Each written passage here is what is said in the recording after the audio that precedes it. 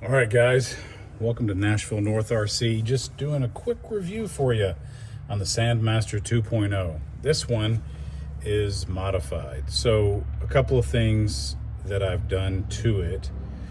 You can see here that I have the Integy piggyback shocks. I put the skinnies up front and some Schumacher knobbies in the rear. Couple of things and it also has the Ghoul RC brushless system, 2S only. This buggy is fun, and I don't know how fun it is box stock because I didn't even run it. I basically started modifying it right away. Because it's a budget model, it really begs to be modified. Now, something interesting about this is the spacing for the rear isn't really designed for dish. So if you're going to run something like this, you'll need 10 millimeter wider or 10 millimeter wide hexes. Now, the problem with that is standard hexes don't fit on Kyoshos. They actually have this this wider chamfer area, and you have to drill them out to a point. I don't have any video of that process. You can, figure that stuff out on your own. If you were going to run something different in the rear, you need to have the correct offset to make sure that it's a bit deeper of a dish and not a shallow dish on the rear for sure. So that was a bit of a challenge to figure out. The piggybacks I've got front and rear from Integy directly. I think these are either 85 or 90, and you can see that let me just rotate this. You can see that they're basically the same length. I don't know, maybe you can't see it in the video, but the same length as the standard plastic shocks, which of course come filled with a bunch of air, a little bit of shock oil, and you could probably get away with it, but I really wanted not only the look of the piggyback, which is pretty awesome, but the ability to have, look at that dampening. It's fantastic. The car actually handles pretty well. Look, it's rear biased, so it's definitely that frame buggy sand style, and it pops the front wheels up really well. It jumps limitedly, meaning it doesn't jump great. It just jumps okay, but it has a tendency to get out of whack. So the jumping is a bit more conservative, but it is fun, and it certainly is rear heavy, and so it has a tendency to pop the front wheels up in the air. Overall, it's such a good looking buggy. I love the idea of having something that looks kind of toy grade, but is capable of getting, a brushless upgrade, which takes some modification. And the reason why is because if you do a better job than I did, or you maybe do some higher quality upgrades, they might fit. So the ESC doesn't really fit underneath this guy here. So when he comes off, there's a tray, and the tray is relatively small, so I actually had to cut the edges off the tray in order to stick the ESC down inside. After that, it fit pretty well. I also got these little Hella fog lights here. They do come with LEDs and wires. I didn't wire it up. I'm not gonna actually, really run this at night, so I didn't need to have them wired up. Also, just for speed's sake, I didn't want to do that. They come with these rock hard, sort of off-road looking, non-sand oriented wheels and tires. Not a great, product, but look, I mean, for so inexpensive, it really is just a great value, and it's a lot of fun. If you do some modification, you can have even more fun, in my opinion. So overall, just a really fun car, or buggy rather. I love the way it looks, and I like the fact you can get in there at a really decent price. Now, one of the things about this is with that brushless system, I may be able to have more punch, so it could potentially cog less. But as it stands right now, it does cog, meaning for those that aren't initiated, that means that when it goes to take off, it doesn't take off really well in sort of loose surfaces that are, or tall surfaces like grass. If you have leaves, it has really low ground clearance. One of the things that I don't like is when it has full suspension, it certainly bottoms out in the rear. So that's, you know, not a big deal, but it has fairly good ground clearance. It's definitely made for more smooth surfaces, sandy surfaces, packed dirt. It does really well in gravel. Overall, it's super fun though. It's a lot of fun to see it bounce around, to see it pop the front wheels up just like you would expect a dune buggy to do. So overall, a lot of fun. I did have to gear down. One of the things about this buggy is when you take this cover off, it actually has pre-selected, I guess it being an easy model, it has pre-selected holes, mounting holes. And so you literally have listed the pinion size.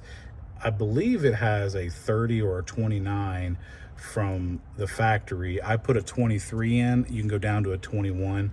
I'm going to take this all apart again and get into the ESC and attach a program card. Perhaps giving it more punch. Let me know in the comments if giving it more punch helps with cogging. It probably does. It doesn't have much punch right now. It is definitely smooth on the takeoff, and it does lend itself to, like I said, to cogging. So it has a 23 tooth right now. If I can't program the cog out, I would say I'll run a 21, and that'll probably solve it if programming the ESC doesn't take it to the level that it needs to go. The Ghoul RC is a 2S only setup. It gets hot on this. It is not a great setup for really higher level RC, for, you know, really wanting it to run flawlessly. It's maybe, like I said, maybe it's a programming thing, and I'll dive into that and, you know, perhaps do an update video later to see if it runs better. But if you ran a higher quality system in here instead of some $40 junk like I put in it, you're probably going to have better results. Now, it is not certainly a racing buggy whatsoever. I don't think anybody would ever buy it for that. It is, though, really good looking and a lot of fun. When you drive it brushless, it does do this in the air, you know, from just the speed of the rear tires, and so it has a tendency to do this. It doesn't really want to jump flat, so throttle control is critical when jumping it. But once again, it's not really for that. It's just a mid-grade, in between toy and, you know, hobby quality RC. Overall, I think it's worth it. I think it's a really good platform for you to have fun with, not for you to take too seriously, and to give it sort of the look that you want. I like the skinny tire dune buggy look. Also, I got, I think it's MJX RC. I got these pre-mounted sand tires for the rear, and so when I take it to the beach or a sandy area, I'll be able to run these, and so long as it's well packed, it will, I guarantee you, without me even taking anywhere, it probably won't run well on really loose sand, because it'll probably bottom out and just dig a hole.